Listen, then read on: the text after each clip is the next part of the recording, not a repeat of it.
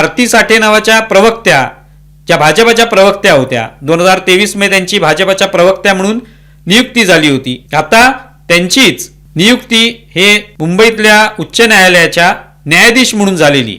अर्थात त्या वकील पेशातल्याच असणार. त्यांनी त्या पद्धतीने प्रॅक्टिस केली असेल, त्या पद्धतीने पात्रता मिळवली असेल, त्यामुळे ते न्यायाधीश झाल्या.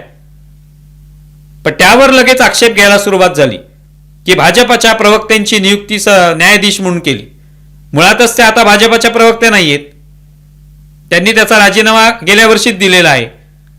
अर्थात ते यासाठीच असेल की त्यांना वकिलाच्या पेशामध्ये किंवा कायद्याच्या क्षेत्रामध्ये काम करायचं असेल. त्यामुळे आता राजकीय क्षेत्रामध्ये आपण आणि वकिलाच्या पेशामध्ये राहू शकत नाही, यामुळे त्यांनी तो राजीनामा दिला आणि त्या आता पूर्ण वेळ कदाचित कायद्याच्या क्षेत्रामध्ये त्यांची न्यायाधीश म्हणून नियुक्ती झाली.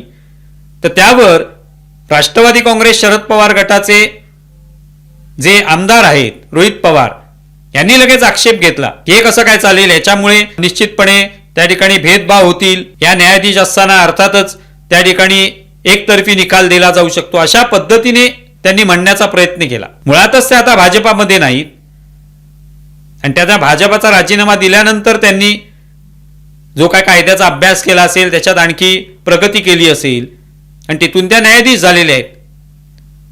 तर आक्षेप घेण्यासारखं काय.